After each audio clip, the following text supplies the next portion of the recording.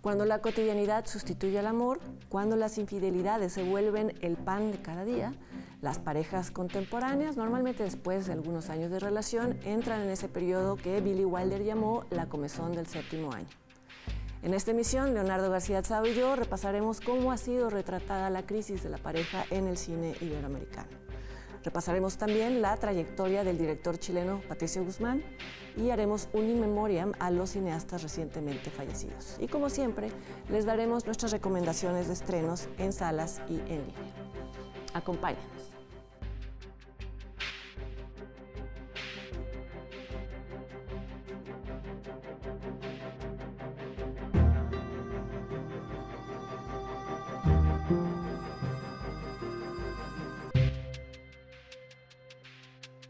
¿Qué tal? ¿Cómo están? Gracias por acompañarnos. Hola, Leonardo, ¿cómo estás? Hola, Fernanda. Pues bueno, ya lo anticipamos. Vamos a hablar de uno de los temas más trabajados en la literatura, en la ficción, en el teatro, en el cine, en todas las formas de recreación de las historias humanas, que es los amores mal avenidos, los amores que se acaban. Porque bueno, las historias felices, como dijo Tolstoy respecto a las familias, todas se parecen, pero las infelices no, y lo mismo podemos decir de las parejas, ¿no? Exacto. No, de hecho, o sea, lo que seas anacoreta o ermitaño, todo el mundo ha pasado por eso. Esa es una condición universal, el problema Pues de sí. pareja, ¿no? Sí. Sobre todo cuando ya se constituye como tal en una pareja, en un matrimonio Sí, legalmente. o en un intento de, Sí, legalmente oficializado. de pareja Sí. monógama o como le queramos llamar. Y lo que decíamos, por ejemplo, es que hablando ya en concreto del cine y del cine mexicano, que siempre partimos de ese, aunque ya después nuestro propósito es abarcar otros países, es que durante un buen bloque, que fue la época de oro, como pues corresponde también con la historia cultural y social de México, pues las familias se conformaban por un patriarca y una mujer que quizá por debajo movía los hilos, no, pues no tan por debajo, pero bueno, no importaba qué tantos problemas tuvieran, la idea era que permanecieran juntos, porque el divorcio y la separación eran socialmente mal vistos. Entonces el cine reflejaba eso, ¿no? No, a la tradición de que había que aguantar. No. Era un poco casi la virtud de la esposa. Sí. Aguantar pues las infidelidades incluso, o las borracheras del marido. Maltrato, etcétera. Se daba por hecho. Entonces, bueno, como verán, buena parte de las películas que elegimos comentar pues son a partir de los 60, 70, 80, 90 y hasta el presente, cuando ya se vuelve más pública la separación. Con el movimiento feminista, que es cuando la mujer toma conciencia de decir no voy a ser propiedad del hombre, no voy a quedarme en la casa, no solo voy a dedicar a los hijos. En fin, hay una serie de condiciones que antes eran tomadas como naturales, que le correspondían a la mujer y que con el feminismo se acabaron. Y esto ¿no? crea grietas. Sí, por supuesto, y crea sobre todo en el hombre actitudes represoras. Que muchas veces derivan en violencia. Intrafamiliar. Así es. Entonces, bueno, arrancamos por cuáles son las primeras donde se manifestó eso. Hijo, yo creo que tendríamos que ir al cumpleaños del perro, por ejemplo, de Hermosillo. Es una película extraña, ¿verdad? Sí, a mí me gusta por extraña. A mí me gusta porque además todavía estaba enclosetado el asunto. O sea, Hermosillo todavía no asumía la condición gay. Ajá. Entonces se sugería que entre Jorge Martínez de Hoyos y Héctor Bonilla había una relación homosexual. Aunque también es muy paternal la relación. Sí. Que tiene, ¿no? Porque casi lo adopta como hijo. Es casi como el sustituto del perro, que es su primer hijo, ¿no? El perro al que le hace el cumpleaños y tal, y que la esposa siempre le reprocha que trata mejor que si fuera un hijo. Y después entra esta figura de Héctor Bonilla, el que protege de la nada. Claro, puede tener esta lectura de relación gay. De relación gay, pero en todo caso, el punto es que ambos están completamente insatisfechos con su pareja.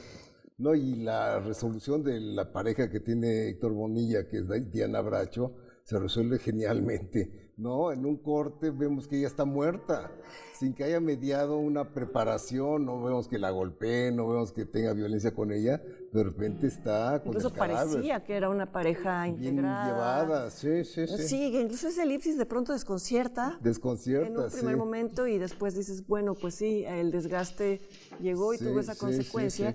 Y en cambio la pareja conformada por estos otros dos, que el matrimonio formado por Jorge Martínez de Hoyo y su esposa, muestra las grietas desde que están en las primeras secuencias, ¿no? En las primeras secuencias de la película. Exacto. En donde ella siempre lo minimiza. Sí. Y al final, bueno, pasa lo que... Sí, es una película interesante, por extraña. Muy interesante, sí. Y muy en el inicio de los 70s. Sí, bueno, nuestros directores que siempre usamos como esta triada de directores que en algún momento tuvieron que enfrentarse a un sistema de cine complicado, que son Ripstein, Fonsi y demás, pues obviamente también trataron el tema, ¿no? Ripstein es uno de sus temas favoritos. Él y Pasalicia García Diego hicieron varias películas referidas a la crisis, empezando por Mentiras Piadosas, que era la primera vez que veíamos esa cantidad de disfuncionalidades entre una pareja, donde se reprochan todo, se reprochan el sexo, se reprochan el físico, en fin, es una serie de pleitos en la película que las retomaría Ripstein en una de mis favoritas. En tus favoritas, sí. Que vamos a hablar. Que es como Mentiras Piadosas 30 años después, ¿no? En lo que hubiera acabado esa pareja. Sí. Y antes, bueno, hay otras en las que, bueno, claro, la fuente original es Medea, la tragedia de Eurípides, pero para mí es una de las mejores adaptaciones que ha hecho Pasalicia. La lleva esta historia de esta mujer desengañada a una vecindad de la Ciudad de México, en donde, pues, llevada por el desamor y por la venganza, pues, la mujer, como lo hizo Medea en su propia historia, en su propio mito, prefiere asesinar a los hijos. Sí. Pero bueno, no sé si eso entraría como crisis. Bueno, supongo que sí.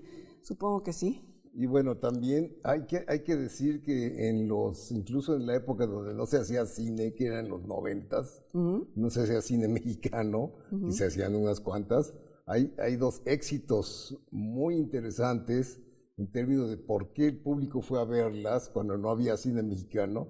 Son Sexo, Pudor y Lágrimas de Antonio Serrano y Cilantro y Perejil de Rafael Montero.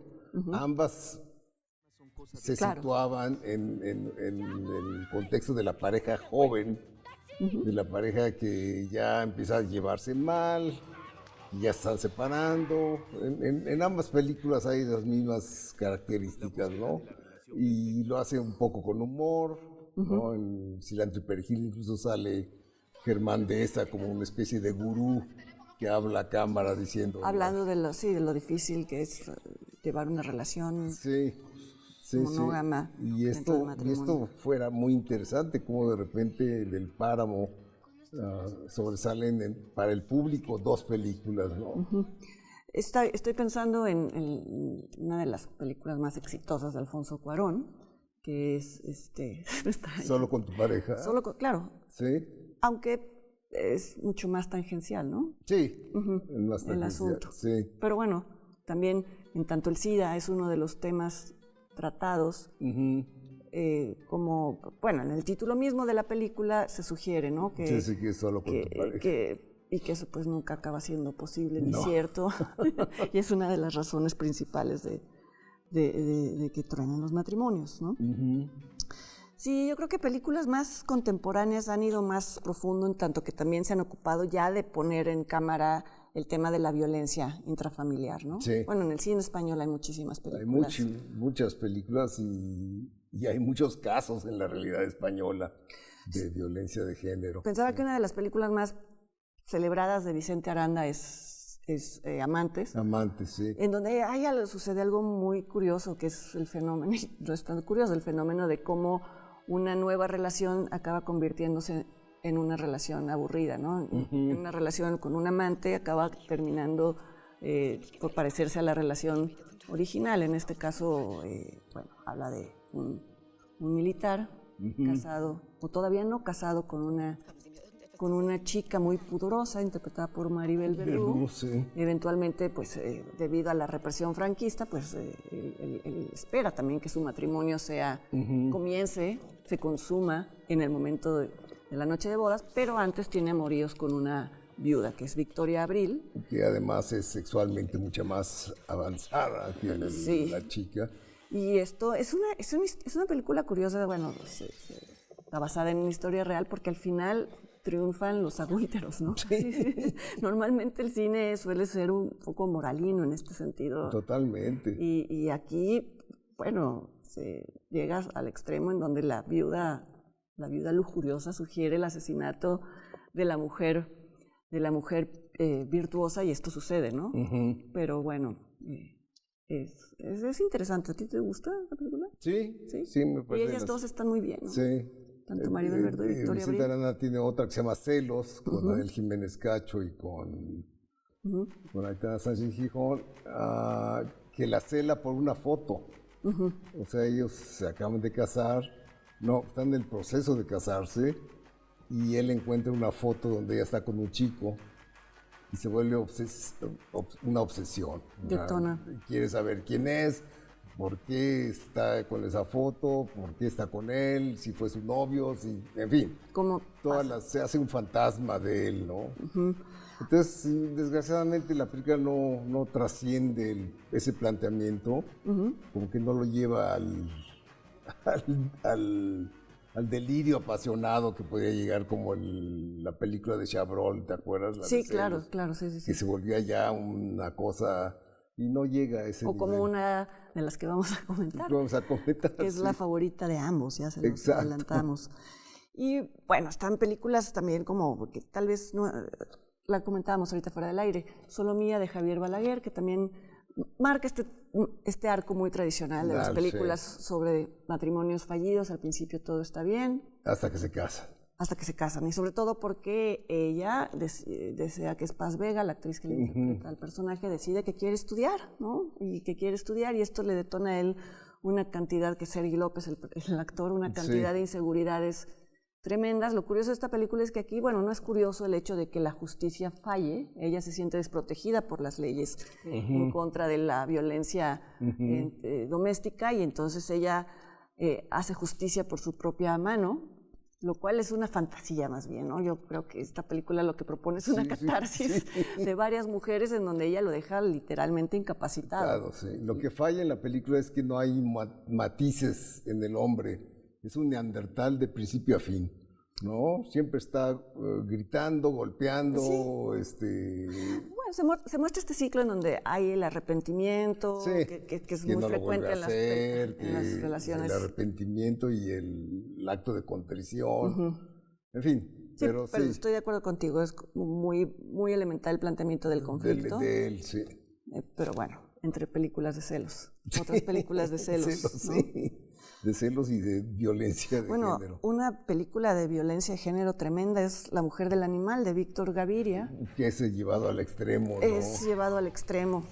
Sí, la comentamos hace poco, me parece. Sí. O bueno, cuando comentamos a Víctor Gaviria, que en este caso la mujer es presa, literalmente está secuestrada por un hombre que es brutal, un bruto. Una bestia, sí. Y padece de una violencia espantosa, ¿no? Sí, y que yo creo que, pues, bueno, este es un caso llevado al extremo, pero que en Latinoamérica hay muchos casos en donde los hombres se sienten inseguros, violentan a las mujeres no pueden escapar, y termina en tragedia. Pero esta es una de las películas más crudas que he visto. Más crudas. Al respecto. Y bueno, hay muchos casos de películas con pareja en crisis. Lo hemos visto en películas incluso donde es un detalle, como en Roma. ¿No? El padre ausente. El padre ausente, que es, bueno, pues es una señal de una pareja en crisis, y no buena parte de las películas mexicanas, pero sí muchas tienen la figura del padre ausente. Sí, Amores Perros también. Una de las historias. En las 3 historias hay parejas mal avenidas. Las 3 historias, ¿verdad? Sí, estaba pensando en la historia del creativo y su mujer, pero modelo, pero en las 3 está la Gael y Vanessa Bauche. Y iba en esa noche con su marido y del chivo que es abandonado por su familia, ¿no? Y bueno, está el caso de Las oscuras primaveras de Ernesto Contreras. Que se le criticó, una crítica común era que los actores que interpretaban los personajes no parecen pertenecer a las clases sociales. Sí, es algo con lo que yo estoy de acuerdo. Sí, porque son actores solventes, pero cuesta imaginarlos en los contextos en los que la película los pone. Los pone, sí. Chema Yaspi, que es constructor, es como plomero en una fábrica, que acaba siendo irrelevante, si no es por el hecho de que seduce a una mujer, una madre soltera. Que es como secretaria burocrática o algo Irene así. Azuela, sí. Y tiene también que ver con el hecho de que está aburrido de su matrimonio con Cecilia Suárez, que es una empleada doméstica que tampoco nos da la idea, es decir, no nos da, no encaja en sí. la imagen que tenemos, ¿no? Luego lo hemos dicho, también es una película creo que también un poco regañona, porque al final no les vamos a decir el final, pero hay un castigo brutal físico al adulterio, ¿no? Entonces, bueno. Pero por otro lado está la otra pareja que sí llega a consumar su relación, ¿no? En fin. Pero bueno, vamos a hacer una pausa y volviendo hablaremos de otras películas, nuestras favoritas, que tratan el tema de la crisis de la pareja. Quédense con nosotros.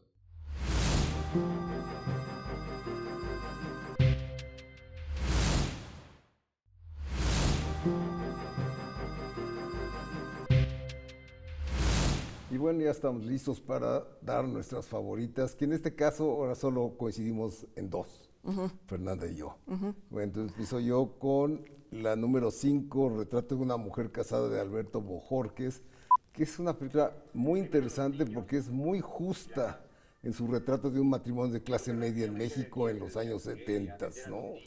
Ajá, y además a mí me gusta el hecho de que, bueno, no es spoiler, ¿verdad? Bueno, tal vez sí lo es. La película abre con ella muerta. Abre con ella muerta, pero eso te lleva a pensar durante toda la película que esa muerte es derivada del matrimonio. ¿Y no? Y no, es un crimen fortuito, sí. Y eso es también muy interesante, pensar que al final te puedes morir por lo que sea. Es decir, no sigue esta fórmula de la causalidad. No, exacto. Entonces eso es todavía más inquietante. Sí, porque al a final, mí me gusta ese elemento. A mí también, porque incluso pareciera que llega a un acuerdo con su marido violento, que en este caso es Gonzalo Vega. Sí. Hay una separación de cómo van a quedar una vez que se disuelve el matrimonio, pero bueno, sí hay al contrario de esta otra película que mencionábamos, de Solo Mía, aquí sí hay un dibujo de los personajes muy bien hecho y muy justo para ambos, ¿no? Sí, y muy de acuerdo con lo que era México en esa época, ¿no? Incluso en las locaciones, la Facultad de Ciencias Políticas, la vieja Cineteca, todo eso habla de un entorno muy creíble.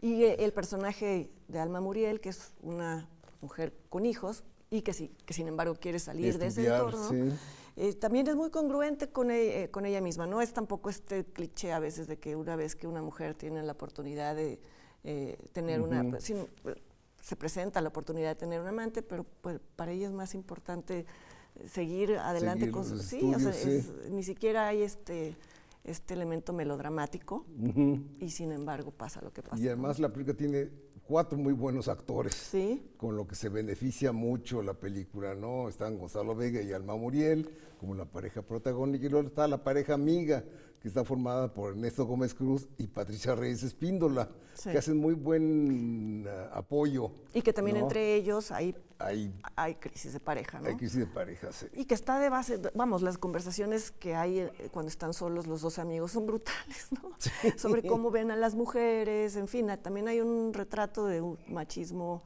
mexicano, latinoamericano, no lo sé, ¿no? Pero desgraciadamente es mejor el guión que la manufactura. La película es un poco tosca, digamos, ¿no? Hay demasiados emplazamientos, lo que llamamos en México el montón shot, ¿no? Donde pone a todos en una mesa y la cámara no se mueve, se queda ahí. Documental, es documental. Sí, es como documental, pero sí, no hace un intercorte ni para salvar su vida, ¿no? Era un problema que tenía Bojorquez, que no era un artesano adelantado como lo eran Casals y Ripstein. Pero los actores salvan, ¿no? Salvan, sí, sí. Por eso me pareció una película que tenía que estar en mi lista, ¿no? Sí. Es tu número 3, por cierto. Es mi número 3, bueno, si ya no la mencionaba, es mi número 3. Es la Las cinco. niñas bien, sí, mi número 5 es Las niñas bien, que aunque no es propiamente una película sobre crisis de pareja, sí habla mucho de otro factor en las crisis de las parejas, que es cuando están unidas por una conveniencia social, ¿no? Cuando lo que lo mantenía unida a un matrimonio, en este caso, era los privilegios, la vida fácil, la vida cómoda. Está basada en una novela de Guadalupe Loaesa de los años 80, pero pues es perfectamente trasladable al futuro o al presente, a la actualidad.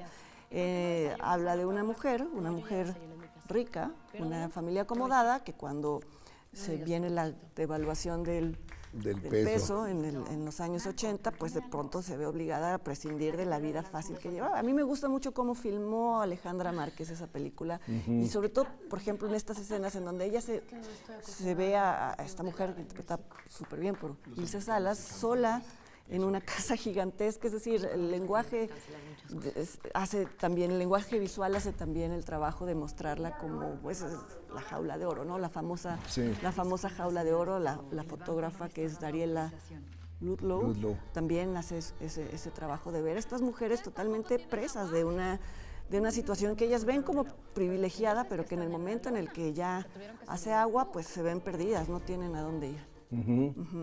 Ok, mi número 4 es En la trampa, de Raúl Araiza, que sí era un buen técnico y creo que consiguió su mejor película con este relato que tenía mucho de autobiográfico, que es simplemente cómo un hombre puede ser llevado a la perdición por las mujeres. Es una película totalmente misógina, pero es muy interesante cómo está planteada la trampa del título, porque desde la novia, que es Blanca Guerra, que después se convierte en una arpía, ya que se casan y tienen un hijo, como las suegras, la mamá y la suegra, todas se conspiran para hacer de este pobre personaje un pobre diablo, ¿no? Y la película es así como... Yo no he podido verla, fíjate. Sí, esa no está, no, ¿verdad? Y no la pasan. No está en la colección del IMCINE. Ojalá si alguien que pueda hacer algo con ella, sí, porque sí es interesante, es una película muy, muy sincera de Araiza, ¿no? Habrá que seguiremos. Sí, sí, y bueno, tu número 4. Fíjate que la puse porque siento que es una película que pasó desapercibida y que es muy fresca, me parece muy fresca.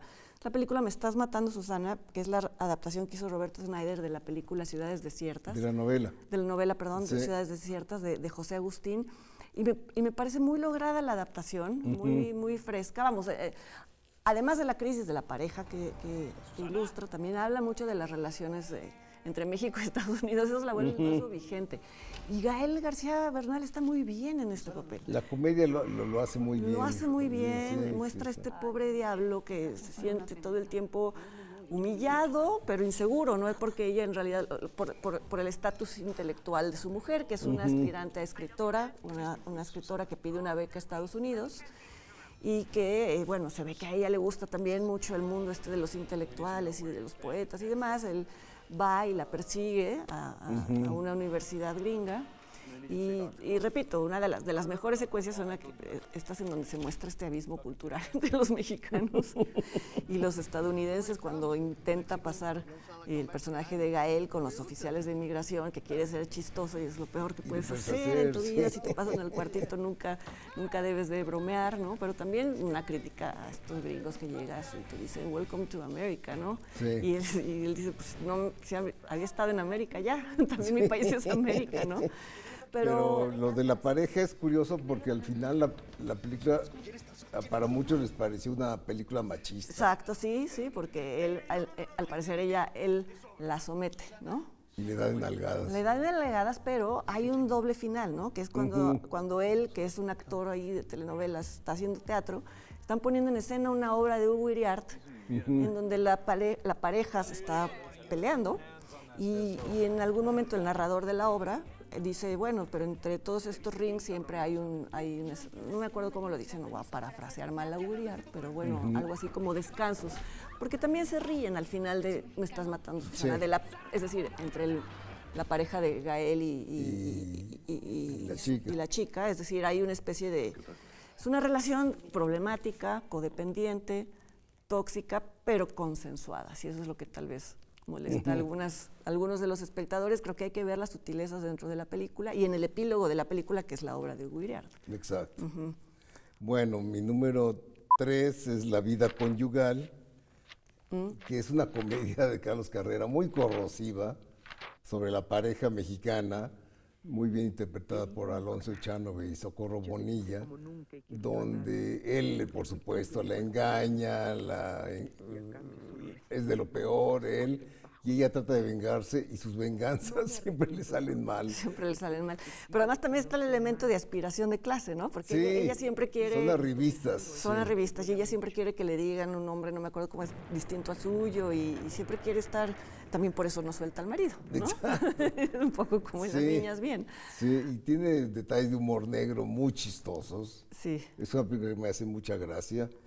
Salvo el final, que el final no es afortunado. Es una película que se sostiene bastante bien. No la he vuelto a ver, curiosamente, porque no la he visto así disponible, pero es una película que en su momento me hizo... Tiene un tono extraño, pero le viene bien ese tono. Sí. Y es atípica en la carrera, bueno, sí, en la carrera de Carlos Carrera, ¿no? Sí. Que generalmente es mucho más oscuro. Más oscuro, y esto se permitió un lado más juguetón. Ligero, juguetón, sí.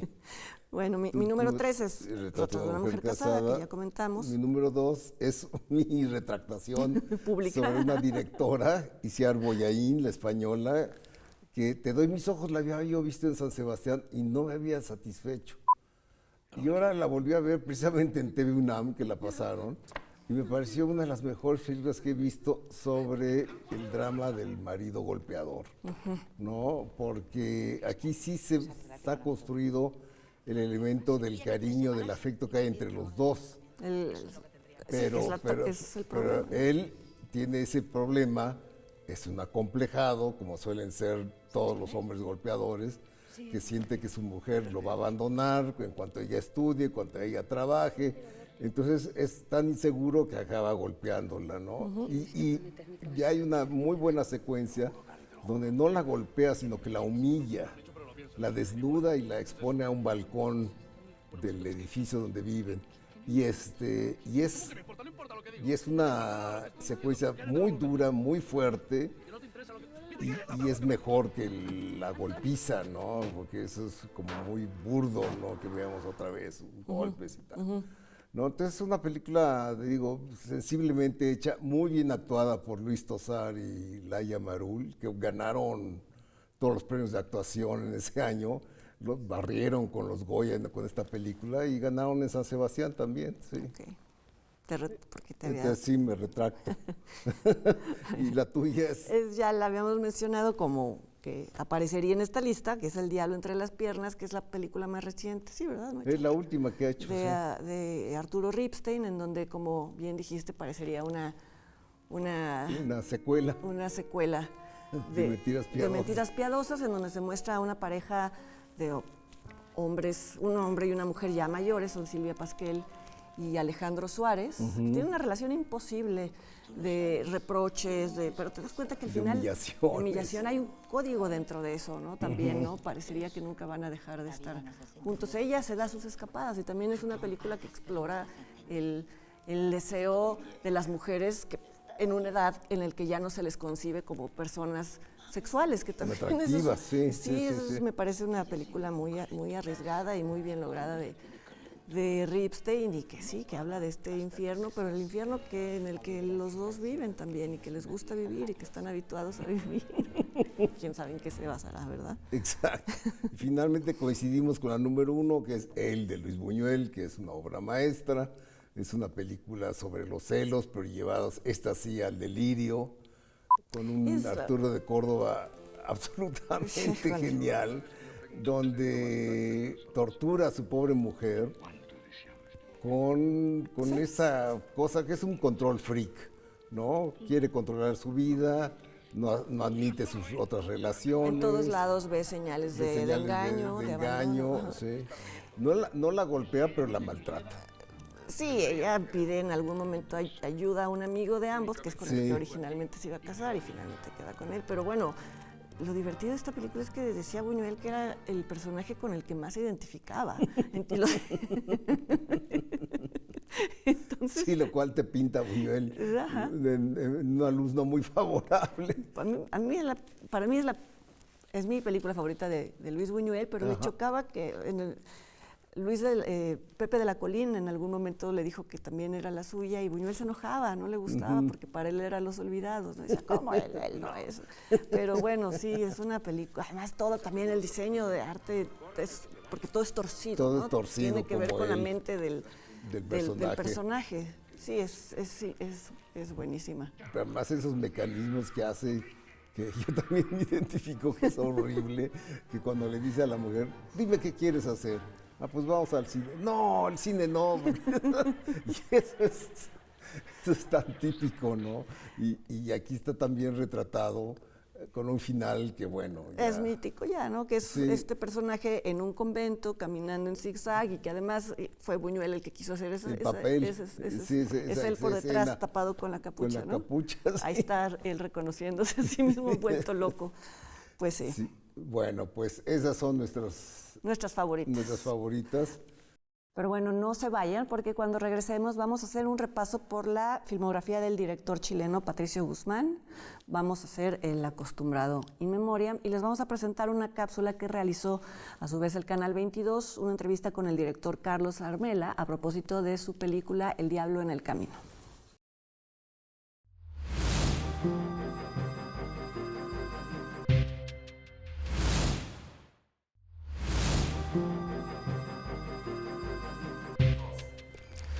Bueno, es el momento en el que hacemos un breve repaso por la filmografía de directores que nos gustan. Y este es un director que nos gusta mucho. Hemos mencionado muchas veces sus películas y nos sorprendió incluso no haber hecho ya este repaso. Se trata del documentalista, sobre todo documentalista. Es documentalista. Todo es documental. Sí. Patricio Guzmán, que se ha dedicado a mirar desde todos los ángulos posibles el golpe de Estado que... Primero la utopía que representó el gobierno de Allende y después el golpe de Estado que fue para él la fractura existencial más grande, ¿no? Algo de lo que no se repuso. No, que lo ha mirado desde todos los ángulos posibles. Sí. Su primera película es justamente El Primer Año, en donde documenta las promesas cumplidas de Salvador Allende, cómo expropió las minas, cómo nacionalizó los bancos, cómo logró que los trabajadores fueran los verdaderos beneficiarios del cobre. Del cobre, sobre todo fue famosa la huelga de la mina del cobre.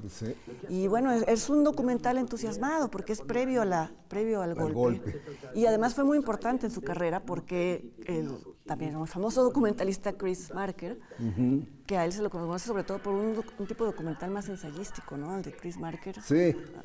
Y que se ve esto reflejado, bueno, ya me estoy adelantando, en la trilogía que también vamos a comentar, pero bueno, que en ese momento viajó a Chile con la intención de documentar lo que estaba pasando, porque es un director también al que le interesaban las resistencias sociales. Fue al cine, vio la película de Patricio Guzmán, dijo, ya está hecho, esto ya está hecho, lo quiero llevar a Francia, y visitó a Patricio Guzmán, algo que Patricio Guzmán siempre cuenta maravillado, que no se hubiera imaginado jamás que con su primera película Chris Marker se iba a acercar a él. Y en efecto, la llevó a Francia, le hizo un pequeño prólogo cinematográfico para que en Francia se entendiera la historia de Chile en 5 minutos.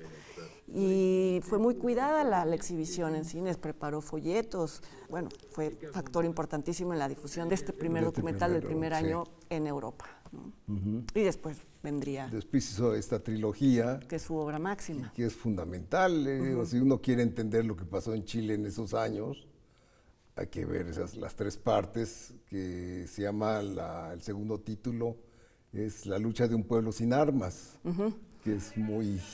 elocuente. Claro. ¿No? Sí, es una película épica, es un documental épico, ¿no? Es toda la historia de Chile contada de una forma... Además, Patricio Guzmán es muy económico. No pierde tiempo en sus secuencias, sino que hace las películas muy dinámicas. con todo lo que implica ver discursos, ver manifestaciones, ver entrevistas con la oposición también, sí. Y sientes que estás ahí. Esta es la sensación que te da esta película. La segunda parte, que es brutal, que es ya el golpe a la moneda. Es el golpe, sí. Es escalofriante. Bueno, la primera parte que se llama culmina con la muerte del periodista argentino, sí, que filma su propia muerte. Filma su muerte, sí. Sí, y bueno, y algo que dice que como en ese entonces él no era un documentalista conocido, eran otros quienes tenían acceso a Allende, ¿no? Que le hubiera gustado mucho entrevistar a Salvador Allende y nunca pudo acercarse porque no tenía las credenciales necesarias. Sí. ¿Quién se hubiera imaginado que iba a ser el documentalista? El documentalista. Sí. Bueno, no sé, podríamos hablar. Tú ya hablaste hace poco de la batalla de Chile. La puse en mis favoritas cuando hablamos de los soldados. Que además tardó muchísimo en poderse ver en Chile. 7 años después de que cayó la dictadura, y luego no sé cuánto tiempo en la Cineteca, y en televisión fue hasta el 2022, que creo que se transmitieron las... Entonces la han ido descubriendo distintas generaciones en distintos momentos, en un momento además muy importante para Chile ahorita, bueno, ¿no? Sí, claro. La Cruz del Sur, La Rosa de los Vientos, ¿tú la viste? No la pude encontrar, fíjate. Yo tampoco. No la encontré. No. Es una animación.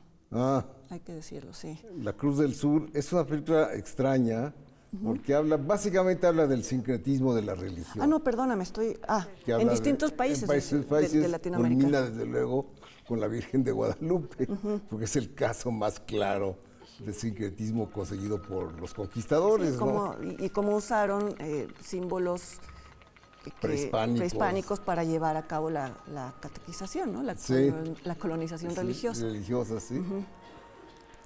Después sigue Pueblo en Vilo, que tú la conoces muy bien. Sí, me sorprendió, yo no sabía que existía esta película, me sorprendió porque a mí me gusta mucho el libro en el que está basado, es el libro de un historiador mexicano que es Luis González y González, que en su año sabático fue a su ciudad natal, a San José de Gracia, en Michoacán, y se puso a platicar con la gente y se dio cuenta de que, pues, en realidad la llamada rama de la microhistoria, en donde se reconstruye la historia, pero a partir de pequeños relatos, y él aquí lo que concluye es que realmente, pues, no hubo verdaderos beneficiados de la Revolución Mexicana en oposición a la historia oficial, a lo que cuenta la historia oficial. Entonces, Patricio Guzmán va a San José de Gracia, Michoacán, entrevista a Luis González y González, entrevista a las personas que aparecen en el libro tiempo después, y entrevista a los jóvenes que no tienen ni idea de que existe este libro, ¿no? Entonces, bueno, sí, pues es muy de Patricio Guzmán conectar los momentos de la historia, las repercusiones que puede o no haber tenido cierto hecho, pero me pareció una curiosidad. ¿La viste en YouTube? Sí. Sí, la voy a buscar porque no la conozco. Y si pueden leer el libro también, se lo recomiendo mucho. Bueno, siguen 3 documentales que yo no conozco, que son Chile, la memoria obstinada, el caso Pinochet y Salvador Allende. Ya con el título me imagino de qué van. Sí, yo sí conozco Chile, la memoria obstinada, en donde habla de una especie de contraparte suyo, un colega documentalista que sí permaneció en Chile, a diferencia de él. Entonces él es casi un homenaje a este otro Pablo Salas. A Pablo Salas, exactamente. Que aparece al final en la Cordillera de los Sueños. Sí, como él sí se quedó a documentar todo y es un poco melancólico el tono de Patricio Guzmán. En general, como todos sus cines melancólicos. Le hubiera gustado ser si se hubiera quedado en Chile. Y Pablo Salas es alucinante porque ha documentado también absolutamente todo. Sí, y se pregunta Patricio Guzmán qué extraño que no lo han detenido, porque es un personaje muy incómodo, tan solo por el material que tiene, ¿no? Bueno, siguen 3 películas muy ligadas entre sí, que son Nostalgia de la Luz, El Botón de Nácar y La Cordillera de los Sueños. En todas hay una primera referencia a otro tema, que es, por ejemplo, la instalación de telescopios en el desierto de Atacama, y acaba hablando, obviamente, de los desaparecidos, ¿no? Que estaban enterrados. Hay un campo de concentración, el más grande de la dictadura está en el mismo desierto, a unos kilómetros de los telescopios. Sí. Y acaba uniendo los dos temas. A mí es uno de mis documentales favoritos de la historia de todos los porque la unión que hace de los dos temas es muy inesperada y es muy de Patricio Guzmán en esta época, porque también además se remonta a su infancia, lo que él recuerda de en los 3, ¿no? Para hablar ya. Cuando inicia, digamos, su pase poética, porque habla, él mismo hace la narración con su voz muy pausada, muy tranquila. Nunca sabes hacia dónde va, ¿no? Sí, al principio de los tres tienen esa característica, ¿no? El Botón de Nácar empieza hablando del agua, empieza hablando de las costas de Chile, empieza hablando de las tribus indígenas que hubo en Chile. De cómo navegaron y que ahora los chilenos no usan el mar, incluso les ponen restricciones a los a quienes legítimamente podrían utilizarlas. Sí, y cómo fueron exterminados. Exacto. Cómo fueron exterminados los indios de la misma forma como después fueron exterminados la oposición política de Pinochet, ¿no? Sí. Porque habla de los entierros que se hizo de las personas que fueron capturadas y en vida o en muerte fueron depositadas, lanzadas al mar, ¿no? Sí. Bajo rieles metálicos, ¿no? Para que se hundieran.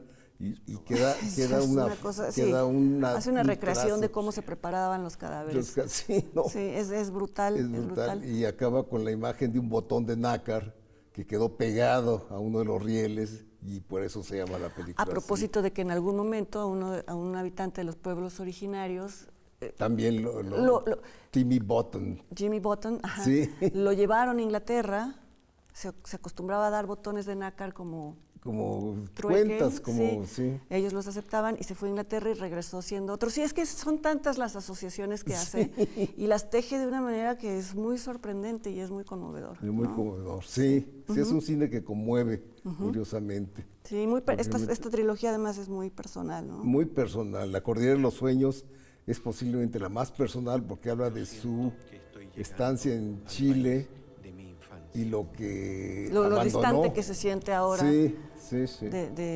Bueno, hablaba por supuesto de la cordillera, lo que para muchos artistas ha significado la cordillera, para él mismo, y de cómo ahora en la estación del Metro de Chile hay una cordillera que es como lo más cercano que él se puede sentir ahora, como es regresar a algo que ya nunca... Sí, él acaba diciendo que él desea que Chile recupere la inocencia y la alegría.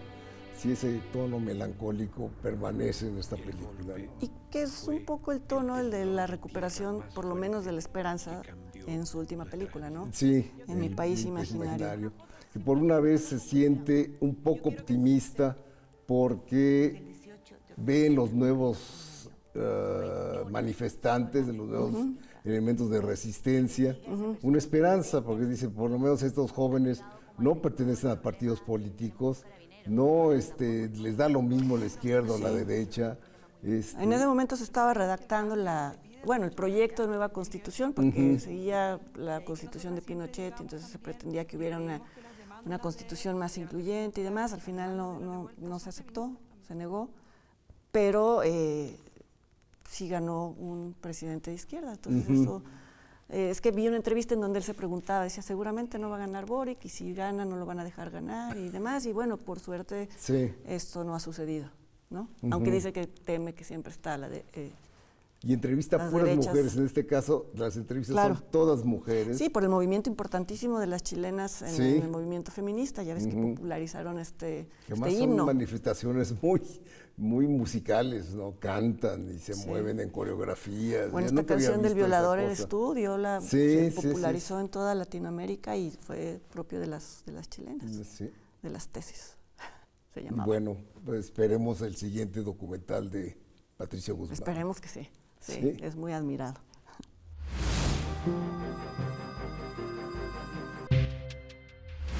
Bueno, estamos de vuelta, estamos en el bloque en el que recordamos a las personas que fallecieron en este último mes. Uno de ellos fue el actor mexicano Luis Couturier, que tuvo una larga trayectoria en cine en papeles pequeños, ¿no? En papeles incidentales, básicamente, sí. Uno de ellos, quizá de los últimos, si no es que el último, fue el de interpretar al papá del personaje central de Bardo, que es un alter ego de González Iñárritu, en una secuencia muy extraña, porque le habla al niño, ¿no? El padre, tiene una conversación el niño con el padre imaginario y que, sin embargo, a mí me pareció lograda dentro de Creo que se lo quitaron. ¿Lo quitaron? Yo no la vi. ¿En serio? Yo no la vi cuando pasó la exhibición de la película más breve, no vi esa secuencia. En honor a Luis Couturier, lo estamos platicando aquí. También murió Flor Procuna, que era actriz y cantante, hija desde luego de Luis Procuna, el torero, y que llevó una vida como trágica. Tenía constantes problemas de salud, en fin. Sí, no tuvo una carrera muy brillante como actriz tampoco. Está el actor de teatro español Juan Margallo, que es uno de las baluartes del teatro independiente en España, o sea, es básicamente una figura del teatro, pero en su filmografía está nada menos que El espíritu de la colmena y Cerrar los ojos. Ya con eso. Entonces ya con eso, ¿qué más bueno, quieres? Haber estado en 2 películas de Víctor Erice y que son geniales, ¿no? Y también está el actor argentino Antonio Gasalla, que recordaremos sobre todo por su papel de anciana en Esperando la carroza. Es un papel donde él desempeña un papel femenino, lo hace muy bien. Una película clásica del cine argentino. Una comedia clásica que es Esperando la carroza. Así es. Finalmente también murió la actriz paraguaya Ana Ivanova, quien recordamos sobre todo por su papel en Las Herederas, que es una película que hemos comentado mucho en el programa, que hace de la mujer que de alguna manera enamora a una de las protagonistas, el personaje de Angie. Interpretaba muy bien, era un papel muy llamativo y por eso la recordamos. Y bueno, vamos a ver ahora la cápsula hecha por Canal 22 sobre la película El Diablo en el Camino y su director, Carlos Armela.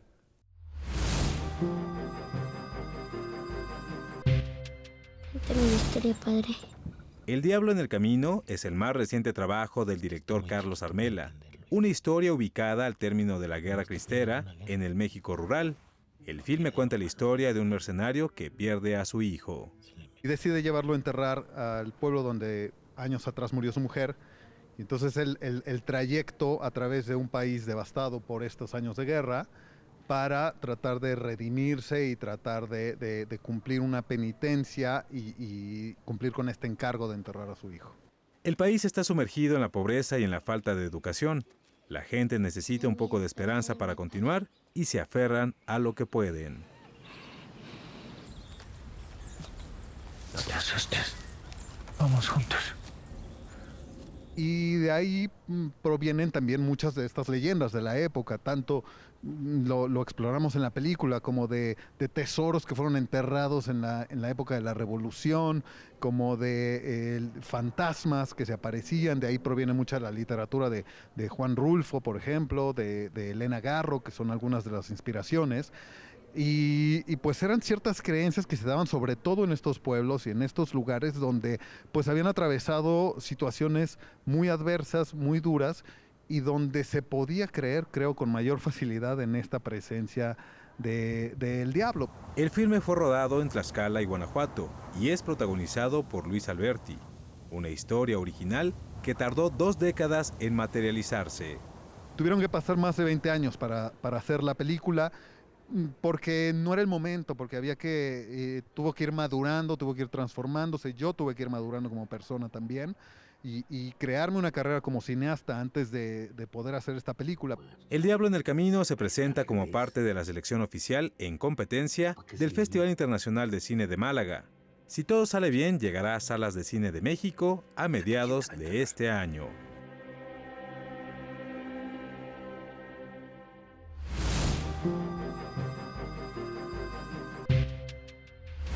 Pero no se vayan porque cuando volvamos vamos a dar nuestras recomendaciones de estrenos en salas y en línea.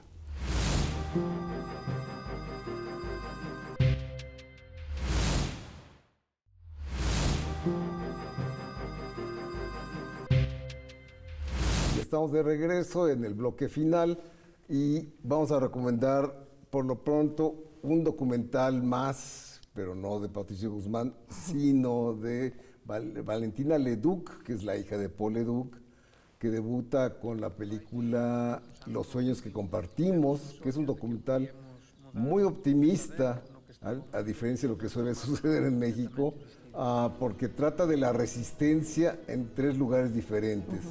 En el país gallego, en la Galicia, en México, con los zapatistas, y en Alemania, en un bosque donde los resistentes se cuelgan, viven de los árboles para que no los repriman y no los saquen de ahí porque quieren proteger esas tierras.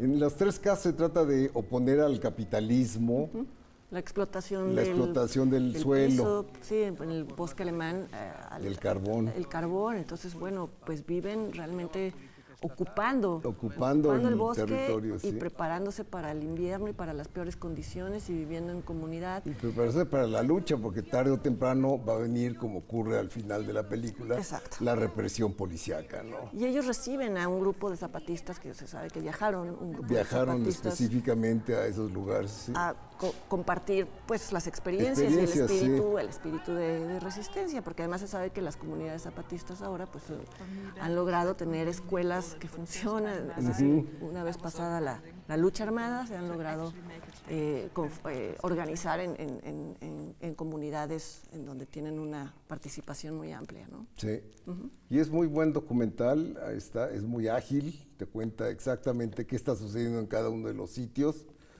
y te llena un poco de esa esperanza de que por lo menos hay gente que está preocupada por defender esos sitios y de oponerse al capitalismo voraz que en Alemania se ve representado por unas máquinas horribles que se ven como amenazantes de toda vida.